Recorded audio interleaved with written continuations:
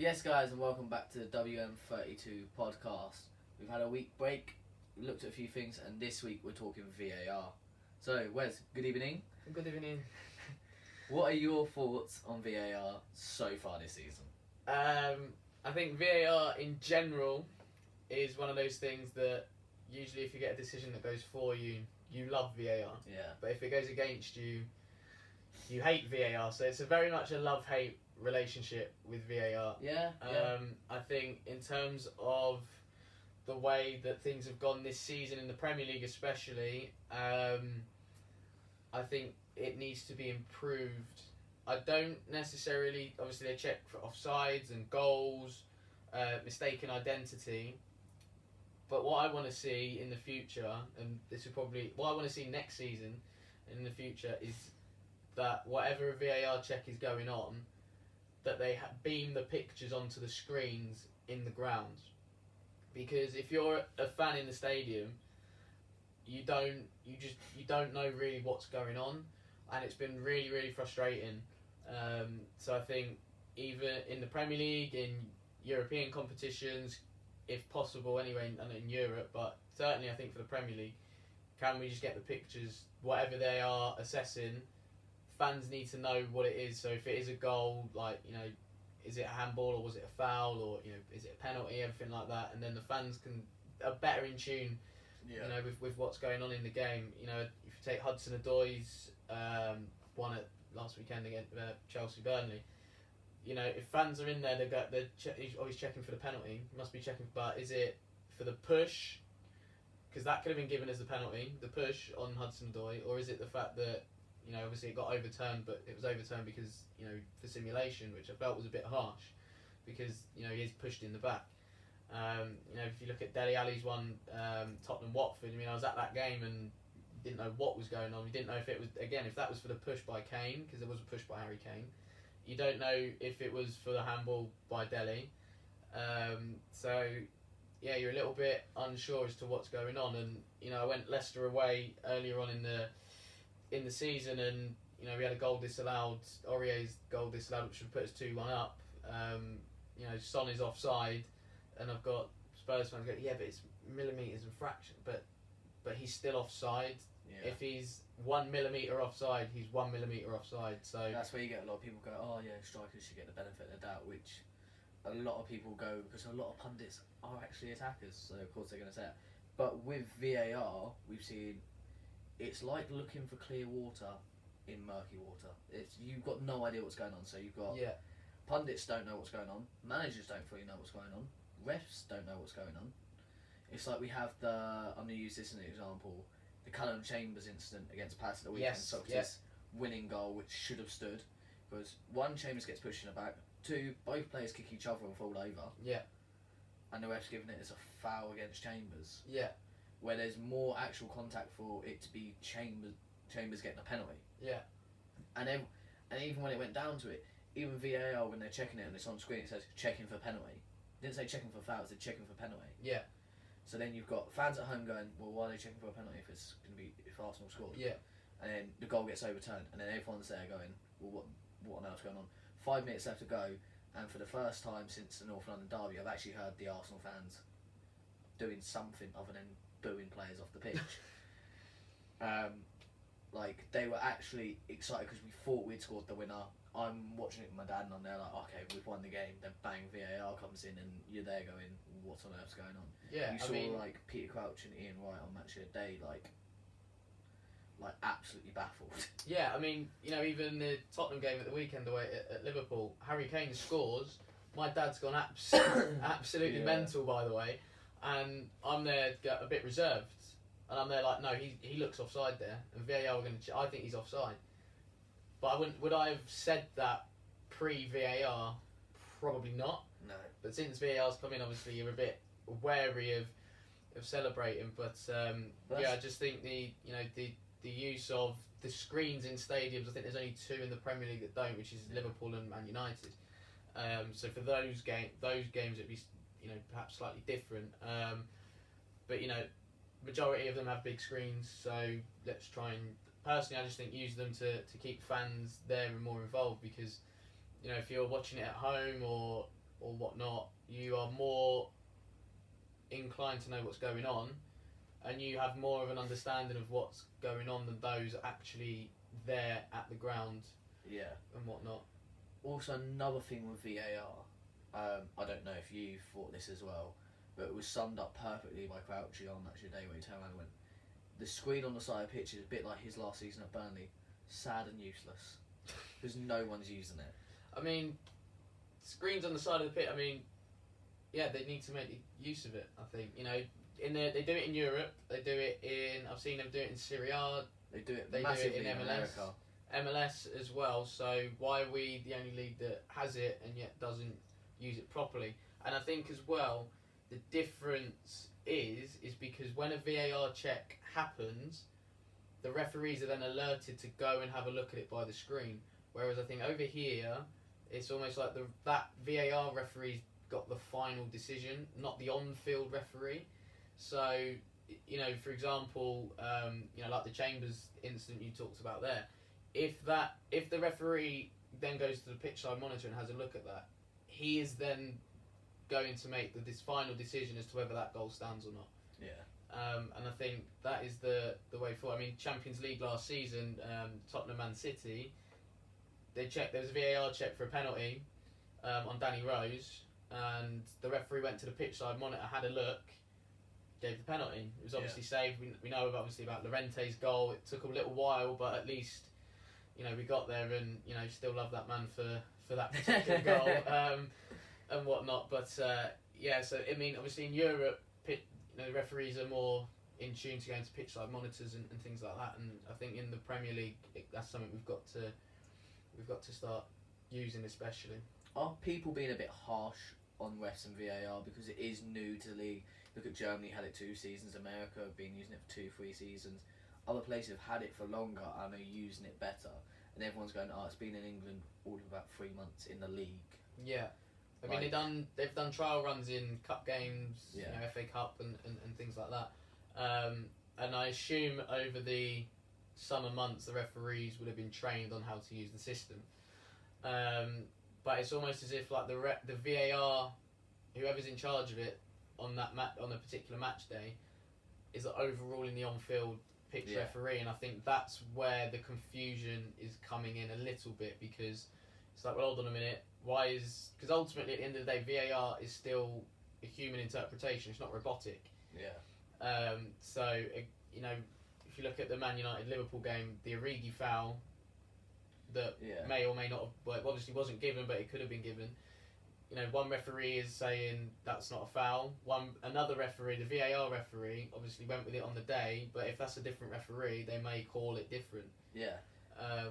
So, yeah, I don't know if we're being a bit harsh on it, because it's like, right, quick fix. Like goal line technology come in, you knew what it was for, and it solved so many problems. But I don't think VAR has solved the problems that it should have solved by now. Plus to the average sort of fan that won't go to every game, might go to a pub or whatever, VAR actually hasn't been properly explained in any sort of way to a lot of fans. No. Like, the clubs know what's going on with it, the players somewhat know what's going on with it, but not many fans actually do. Like, if someone had sat down and gone and shown everyone this is how VAR works, you can't have any problems with it. Like, I was sat in a pub with a couple of our mates for the United Liverpool game, and one of the lads I'm with, Liverpool fan, screaming, why don't they use the VAR? I was like, they can only use VAR in certain situations, and I explained it to him, and he turned around and went, well, why has no one ever said that? Yeah, it is a little, but I think we're going to get into this mindset, if we're not careful, of for every decision, VAR, why are we not using VAR, So obviously we know that it's used for goals, for penalties, mistaken identity, offsides, 4 sort of key areas. And you know, they've come out and said that, so yeah, it's do we just sort of live with that? I don't know if they're just starting with those 4 to begin with and then progress it. Well, that's the thing, because they came out and said that, and then for certain situations they're using it for different things. Like, if they're saying penalties, offsides, goals, and mistaken identity, and they go and check it for the Origi foul, that's not any of those situations. No. And that's where the blurred lines come in. And then also I think as well the Ryan Bertrand red card for the Southampton Leicester game, because I don't know if that is something as well that VAR. I think it is red cards. But that's where it works really well, because if you see that tackle, that's quite a bad challenge, and he is quite high on areas of Perez. But the good thing is that play's been allowed to go on, and then they've checked it, and then they've gone back. So there are good cases where VAR has worked. Yeah, there's more good cases than bad cases, but it depends which way it swings for your team. Like last season, we'd gone a night out and you were chanting VAR, my lord. Oh, listen, that City away game was unbelievable. I mean, as a spectacle, I've never had so many people come up to me and just go, what a game that was. They weren't even Tottenham, they weren't even Manchester City fans, but they were just saying, as a spectacle, that was ridiculously, it was unbelievable. And you know, you get the one that goes your way with Llorente, and you're thinking, right, okay, and then the one with Sterling, that goal. I mean, as soon as that goal went in, not just once, but twice, is if you think it's start of season as well. Yeah, obviously, I don't think Man City and VAR have got the best relationship, no, but you know, you're going from, and even I suppose this season with the West Ham Palace game when Ayew scores the winner, so there's fans in the stadium that are going, you know, especially from that Champions League game, Sterling scores and we're all there like, oh no, and then all of a sudden it's been overturned and the mood in the stadium just switched. You even saw from Pep's reactions on that night where he's like celebrating and drops to his knees. That is another problem with VAR, because some people go, they can't use a big screen monitors because it might start a riot in the stadium, which to me is a load of rubbish. Well, who's going to be rioting? Like home, it can't be home and away fans. There's too many stewards for that to happen. But that also the thing with VAR. If you're going from one emotion like, I've just won the game, to we've lost or drawn and we're going out in the Champions League, that there is a big enough sort of concern for any fan, because that could also kick it off. Because if the Spurs fans are giving a lot of grief, you know what some fans are like, it will kick off. And it doesn't have to be in the stadium, it could be outside the stadium.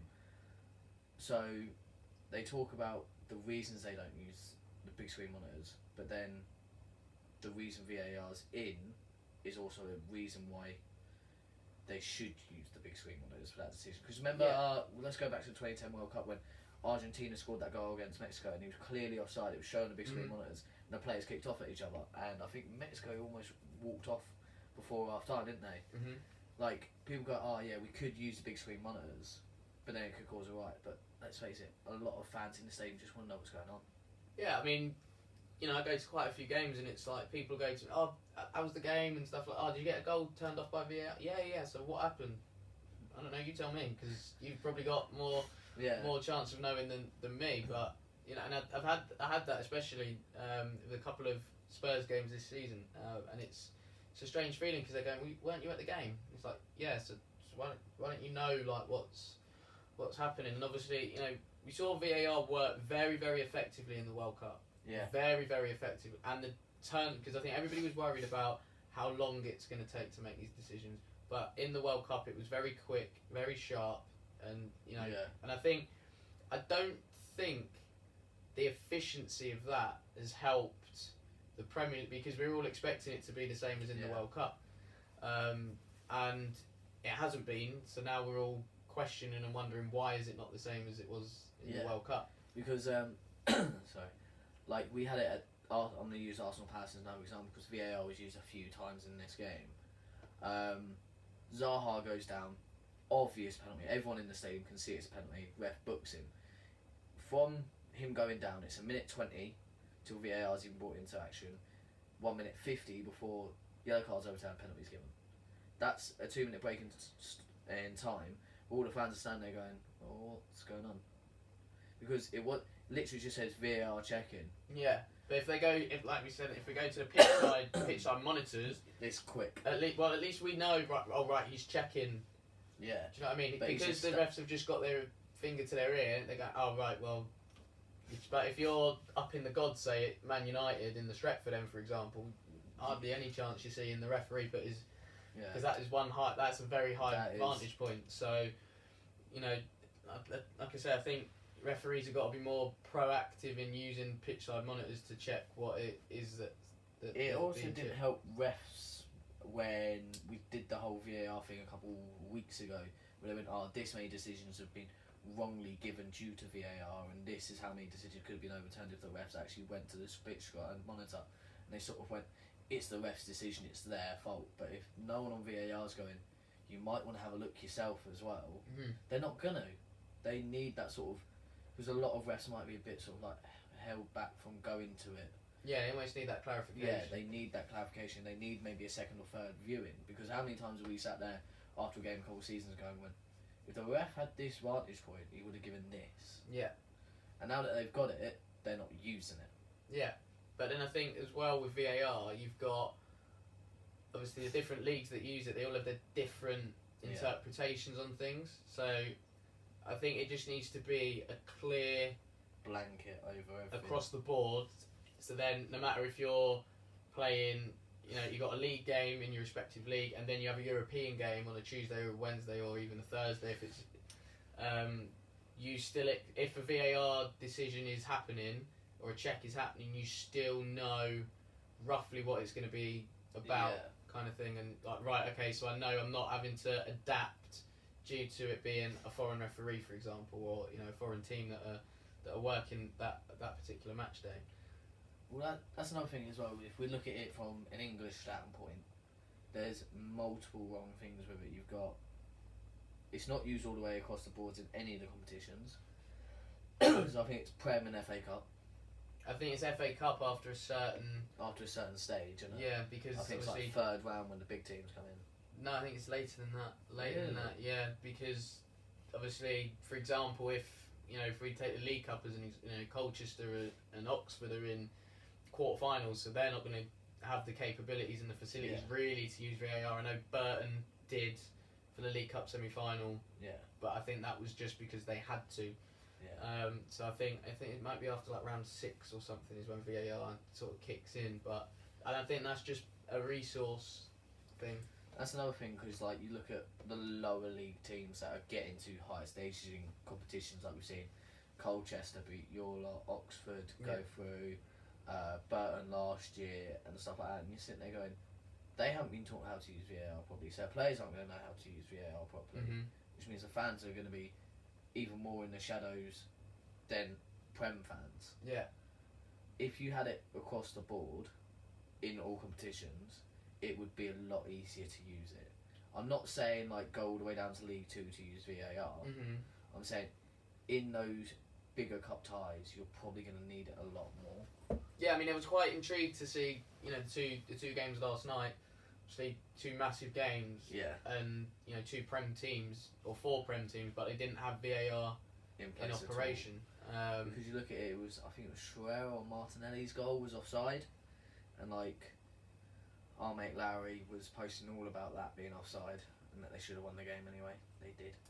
He went through on pen, so he can't. Yeah, I mean, it is what it is. But yeah, I mean, it. But then with that, if you're not gonna have it, say, filtering down from say Prem teams right the way through to at least League 2, Conference maybe, then when do you bring it in? Yeah. Because like you could get a freak where a national, you look at Lincoln a couple of years ago, they got to quarterfinals of the FA Cup. Newport have beaten a few Prem sides along the way in their FA Cup journeys recently. So when do you bring it in? Do you know what I mean? Is it going to be right League Cup from round 1? We're going to use VAR. Yeah. And then we're going to give the clubs that are in it the opportunity to obviously get to grips with it, everything like that, and whatnot. And then FA Cup, do you go from first round proper, right the way through?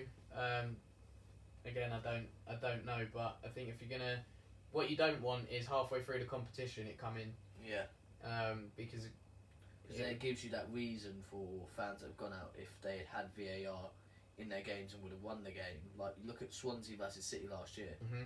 If Swansea had VAR, if that game had VAR in use, City would have gone out because 2 of the goals.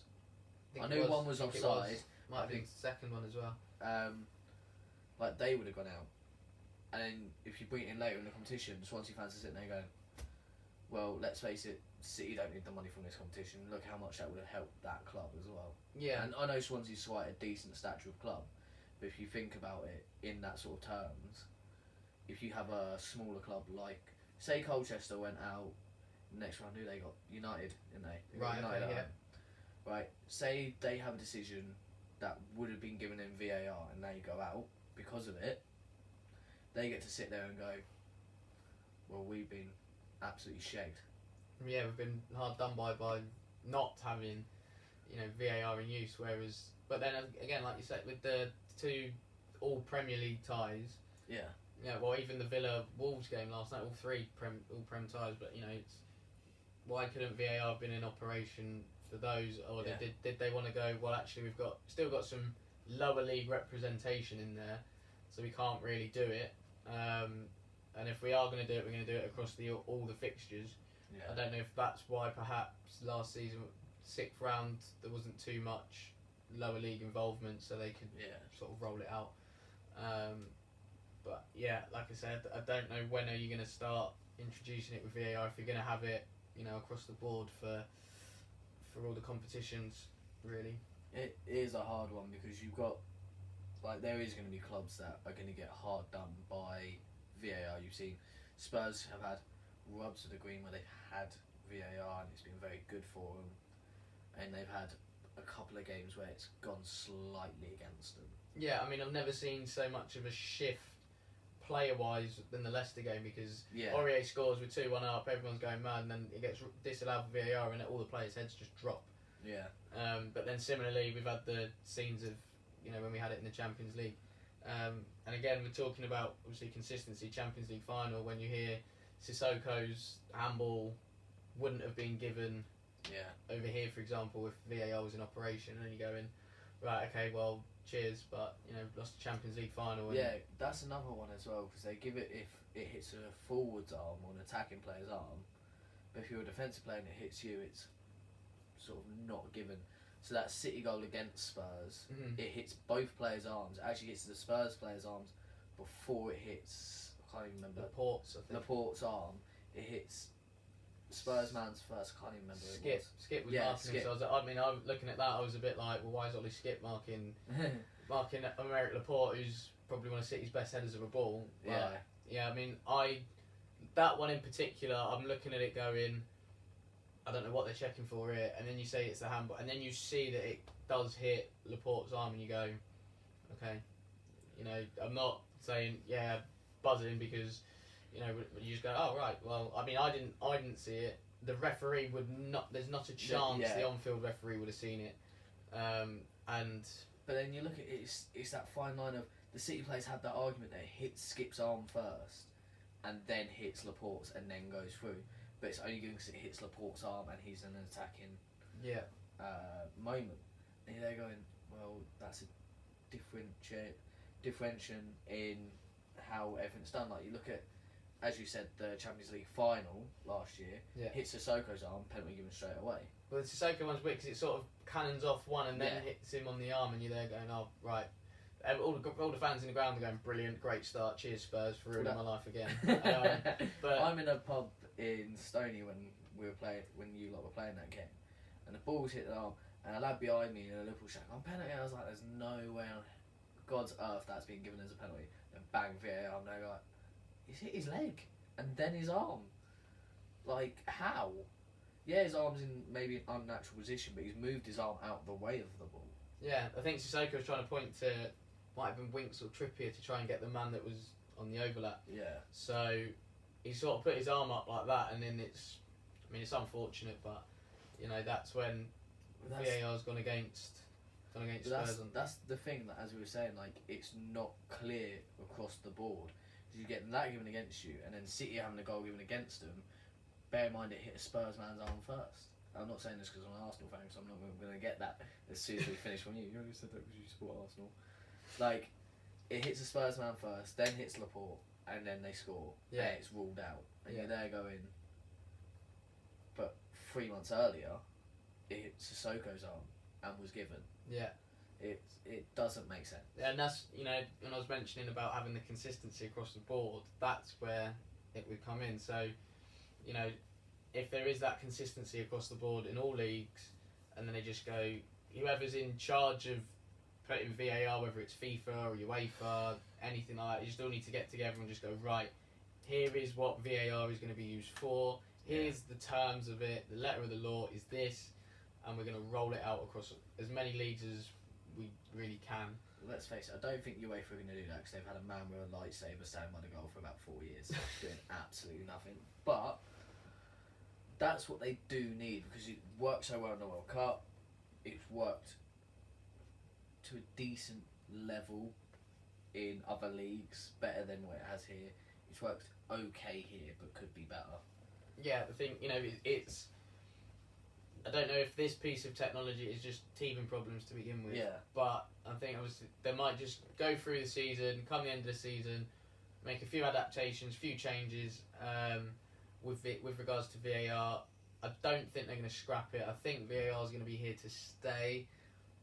But yeah, I think I'm hoping anyway. Come the new season, next season anyway, there'll be a few tweaks because fans in grounds are getting less information when watching a game of football than those that aren't going to games, and that doesn't sit right at all. It doesn't make sense at all. And it's like also with the whole trouble with VAR, you're seeing managers on the line for their jobs as well in stuff that is out of their control. Yeah. And it will be fans that call for it first. Fans will call for managers' heads first. We've seen it at Spurs over the last few weeks, Arsenal, United as well. Even Everton to a certain degree with Silva. But it's like decisions that are out of their control with VAR. But because no one knows what's going on, the first person they blame is the person in charge of their team. So we saw it like at Arsenal, goal not given. You'd have thought, you can give the ref some stick, but it's not really his fault. But who'd they turn on straight away? Unai Emery. And don't get me wrong, he's a clown, but that's not his fault. And then you look at if it happens over a couple of weeks where you're constantly not getting decisions, like with Spurs with the Leicester game, you've got the rubber green against City this season, but you have like a run of 3 or 4 games where you lose games because of VAR, the pressure's massively on the manager. But I mean, Marco Silva's fighting for his job at Everton really, and he was talking about VAR in their defeat to Brighton. That defeat there could have cost him, like you say, could have cost him his job and whatnot. Like you say, especially if a team is scrapping for points down the bottom, towards the end of the season, and then they get a decision that goes against them with regards to VAR. That could be the difference between them staying up and going down. It could be, a point, so they might be drawing the game, and then all of a sudden, they've gone on to lose it because it, might have disallowed a goal or anything like that, and they go down by a point. That's probably what might happen. Is if a team does get relegated, they might look across the season and go, well, in that fixture we had VAR go against us that one, VAR went against us that one, and then all of a sudden then you're talking six games where VAR's gone against you, and it's like, well, there's between 6 and however many points that we could have clawed back. You can even have that with like a team like, say rather Arsenal or Spurs dropped out of the Champions League places due to VAR decisions, there will still be an uproar, and there won't be a big enough uproar because the fans will go absolutely ape about it. But what is it that the FA have to do to get the refs on? Because I'm not sure all the refs are on the side of VAR either. A lot of them seem quite hesitant towards using either the on-screen monitor or when it comes to big decisions having to go to VAR. I don't think it's it's something for the FA really. I think it's the Premier League itself. And like I said, I think in the summer they've just got to get together and just tweak some things, but make sure all the referees are in tune with it. Obviously, they know how to use the systems, but the level of communication has to be right. We're checking the goal for certain player that scored. Right, go to the on-screen monitor and have a look yourself. So the final decision has to always be with the on-field referee.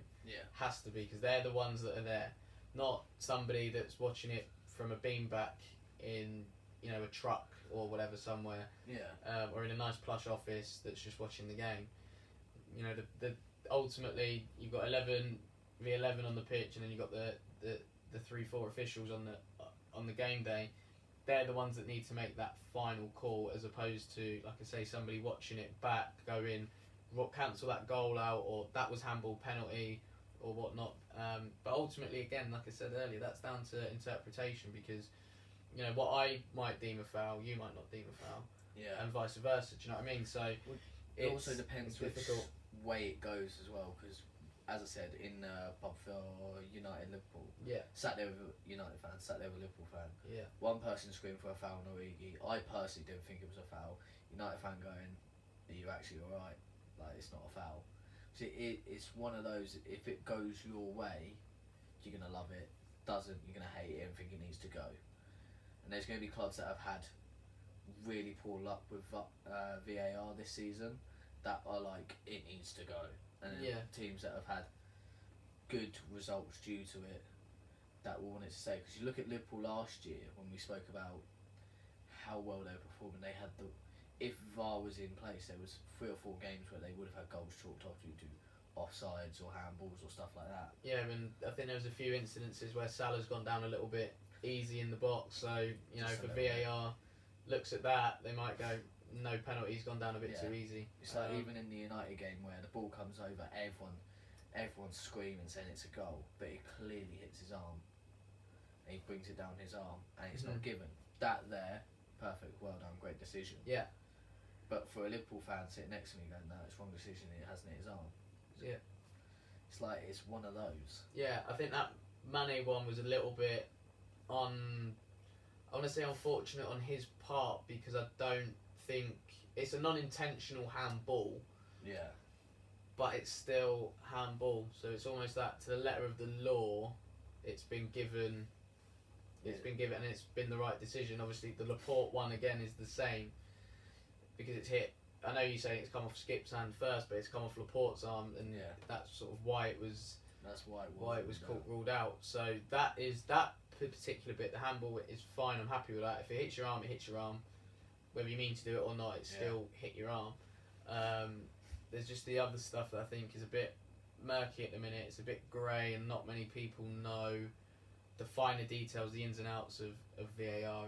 And I think if that was better portrayed across to fans, and maybe even players as well, I think it would be a lot of a smoother ride, I think, with VAR, because I know what they've introduced is that players don't sort of paint a picture of the screen or whatnot. So I think if they do, they get booked for it, which I think is good. But the referee just going like that, there might be some vantage point in the ground, you can't see it. So I think again, use the big screens and show people in the ground like what you're checking, really. Anything else to add, Wes? Not particularly on VAR. I don't want to say VAR, my lord, because it's gone for Spurs and against Spurs on a few occasions. So yeah, I'm pretty chilled with it. Pretty chilled. So that's our take on VAR. We're both pretty much VAR in. Let us know if you want to keep VAR, what you change about VAR. Subscribe to the channel, like and share. Cheers.